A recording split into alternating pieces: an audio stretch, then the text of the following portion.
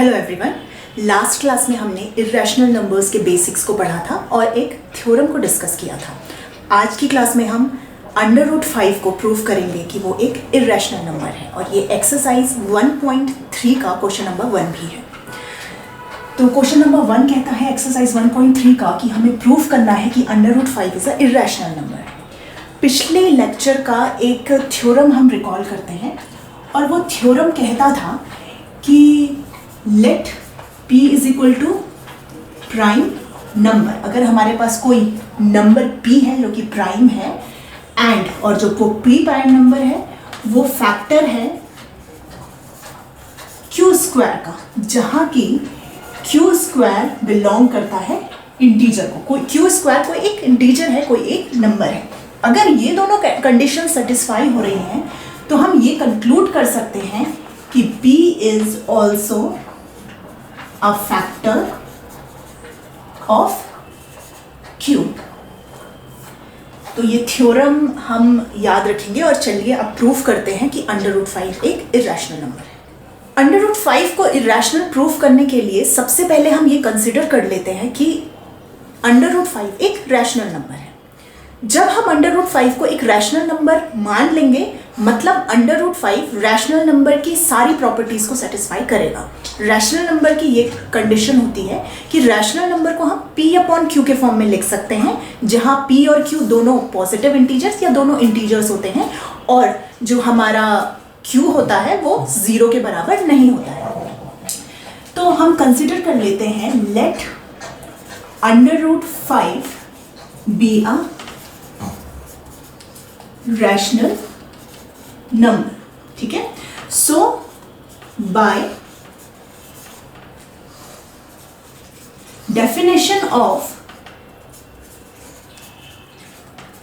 Rational number √5 को हम लिख सकते हैं p/q के फॉर्म में, जहां की हमारा p और q दोनों इंटीजर है और q is not equal to 0। इसके बाद जो हमारा हमने ये p और q लिया है, इन्हें हमने को प्राइम भी कहा माना है। p एंड q आर को प्राइम। को प्राइम मतलब वो नंबर होते हैं जिनके आपस में 1 के अलावा कोई दूसरा कॉमन फैक्टर नहीं होता है। को मतलब आपस में और प्राइम मतलब ऐसे नंबर्स जिनका 1 के अलावा कोई दूसरा कॉमन फैक्टर नहीं होता है। तो देखिए, अगर जैसे एग्जांपल मैंने लिया 3/4, वैसे तो 3 एक प्राइम नंबर है और 4 एक कंपोजिट नंबर है, लेकिन 3 और 4 को जब हम एक साथ देखेंगे तो आपस में ये को प्राइम है। मतलब 3 और 4 के 1 के अलावा कोई दूसरा कॉमन फैक्टर नहीं है। तो इसी तरीके का नंबर p और q भी है को प्राइम। अब जब हमने √5 को p/q के टर्म्स में ले लिया है, क्योंकि हम √5 को एक रैशनल नंबर ले रहे हैं, तो q को यहाँ मल्टीप्लाई करेंगे तो q√5 is equal to p।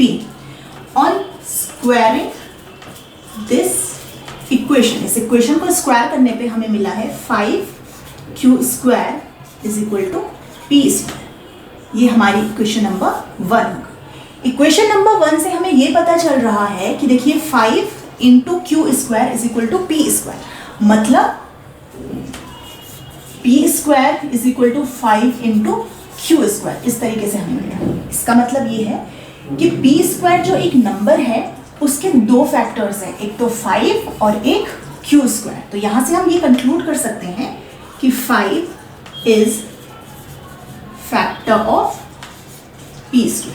अब स्टार्टिंग में जो हमने थ्योरम लिखा था, पिछले लेक्चर में जो बताया था, उसे रिकॉल करते हैं। वो थ्योरम कहता है कि अगर कोई भी प्राइम नंबर p² का फैक्टर है मतलब वो प्राइम नंबर p का भी फैक्टर होगा। तो यहाँ पे देखिए 5 is a prime number, 5 is a factor of p²।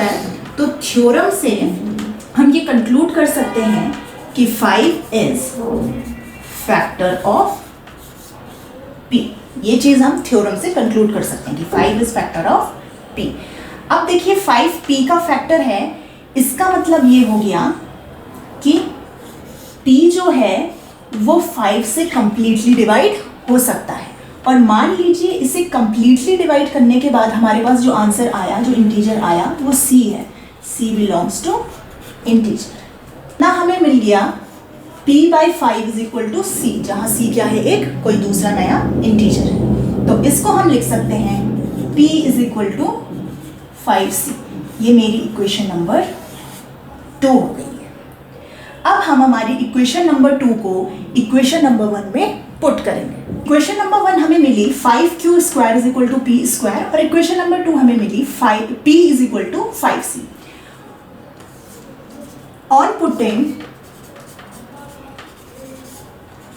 Equation 2 in equation 1, equation 2 को इक्वेशन 1 में रखने में हमें मिल रहा है 5q² is equal to 25c²। अब देखिए यहां से हमें मिला q² is equal to 5c²। ये हो गई इक्वेशन नंबर 3। इक्वेशन नंबर 3 को हम ढंग से देखते हैं तो हमें मिल रहा है कि q² is equal to 5 into c², मतलब q² के 2 फैक्टर हो गए 5 एंड c²। तो यहाँ पे से हम ये कंक्लूड कर सकते हैं कि 5 इज फैक्टर ऑफ q²। और थ्योरम से, जो थ्योरम हमने स्टार्टिंग में पढ़ा है कि अगर कोई प्राइम नंबर q² का फैक्टर है मतलब वो प्राइम नंबर q का भी फैक्टर होगा। तो इस थ्योरम से हम ये कंक्लूड कर सकते हैं कि 5 is also factor of q। अब देखिए इक्वेशन नंबर 1 से इक्वेशन नंबर 2 से ये कंक्लूड हुआ है कि 5 is a factor of p, और इक्वेशन नंबर 3 से ये कंक्लूड हो गया है कि 5 is a factor of q। तो hence we get 5 is factor of both p and q। हमें ये मिल गया है कि 5 जो है वो p का भी फैक्टर है और q का भी फैक्टर है। लेकिन स्टार्टिंग में जब हमने √5 को p/q एक रैशनल नंबर माना था तो हमने साथ में ये भी माना था कि p/q इज को-प्राइम, मतलब p/q के 1 के अलावा कोई दूसरा कॉमन फैक्टर नहीं होगा। लेकिन यहाँ पे सॉल्व करने पे हमें मिल रहा है कि p और q का 1 के साथ साथ 5 भी एक कॉमन फैक्टर है। तो ऐसा तो हो नहीं सकता है क्योंकि हमने रैशनल नंबर में माना है कि भाई उसका कोई कॉमन फैक्टर नहीं है 1 के अलावा, लेकिन हमें मिल रहा है कि कॉमन फैक्टर है। मतलब जो हमने स्टार्टिंग में अज्यूम किया है कि √5 एक रैशनल नंबर है वो हमने गलत अज्यूम किया है। Hence this is contradictory. ये कॉन्ट्राडिक्टरी बात हो गई because p and q are coprime, क्योंकि p और q क्या है, को प्राइम है। So √5 is not rational, √5 rational नहीं है। It is an irrational number. √5 एक इरैशनल नंबर है और ये इस तरीके से हम प्रूफ करेंगे।